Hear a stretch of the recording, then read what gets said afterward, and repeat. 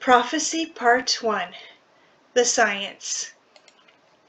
Follow after love and earnestly, zealously desire spiritual gifts, but especially that you may prophesy or hear God's voice. How do we hear God's voice? While the ears receive energy from sound waves, the pineal gland in the brain receives energy from electromagnetic waves. It's a small gland, shaped like a pine cone, located between the two halves of the brain where one might imagine a third eye to be. It receives light and darkness through the retinas. It has light-sensitive cells that allow it to regulate the body's circadian rhythm. What are electromagnetic waves? A charged particle produces an electric field. A moving charged particle produces a magnetic field. An accelerating charged particle produces an electromagnetic wave. Examples of EM waves are radio waves, microwaves, ultraviolet waves, and X-rays, and visible light. The human body also produces EM waves, with the heart being the most powerful transmitter.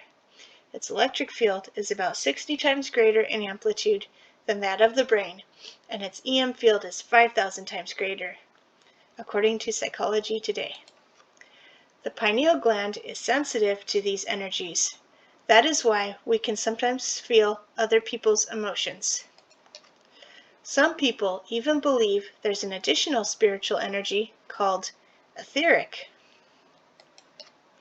In Luke 8, when a sick woman touched the fringe of Jesus' cloak, she was immediately cured. Then Jesus said, "Who touched me?" When all denied it, Peter and those with him said, "Master, the multitudes press and jostle you, and you say, 'Who touched me?'" But Jesus said, "Someone did touch me, for I perceived that power has gone out of me." Jesus must have been storing up quite an electrical, spiritual charge by means of fasting and praying. The reason I bring this up is because there are a few Christians who claim that energy is bad and that it came from the New Age belief system. But no, God is the one who created energy, and you can find God's use of energy throughout the Bible. I pray that the eyes of your heart may be enlightened. The Greek word here, ophthalmos, means the mind's eye. So not the eyes on your face, but your singular eye in your mind, the pineal gland. And enlightened is the Greek word photizo, illuminated. And again in Matthew 6, the eye, actually the mind's eye, is the lamp of the body. So if your eye is healthy, your whole body will be full of light. But if your eye is bad, your whole body will be full of darkness. And healthy, Adam and Eve's pineal glands were so healthy they could hear God as clearly as you and I hear each other today. But today, our pineal glands get filled with toxins from the environment. So, I hope you can see from biblical evidence that the third eye was not invented by the occult. It was God who created the third eye. Our pineal gland can pick up spiritual energy from different sources. Examples are God, other people, or demons. Sometimes two people seem to have the exact same thought at the same time.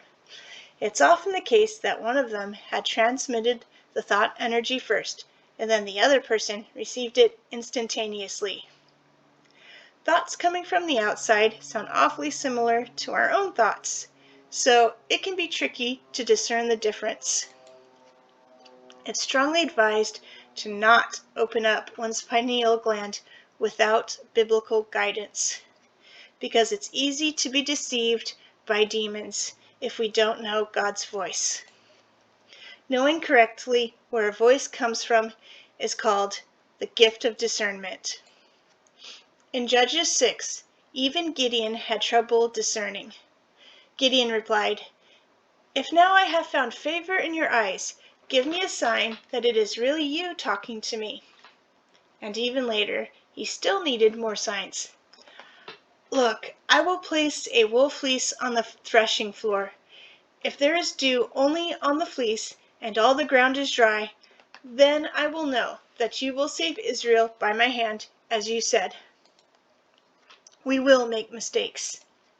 Sometimes a voice that we thought came from God didn't actually come from God, or perhaps we really did receive something from God, but misinterpreted the meaning. But we need to make mistakes so that we can grow. We are called to practice.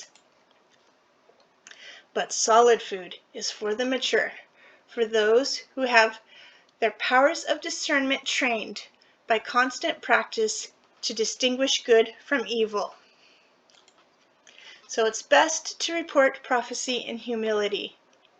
For example, we can say, "I think or I feel that God is telling me," rather than declaring, "Thus saith the Lord." Helpful hints to receive prophecy. We can pray, ask God for it. We can also ask fellow believers to lay hands on us or anoint us in prayer. Fasting. Fasting opens up the pineal gland, making it much easier to hear spiritual voices. Jesus fasted for 40 days, but this is extremely advanced. You can still achieve some good results in much less time than that. Even though I haven't ever fasted for more than a day due to my health issues, I'm still able to hear God.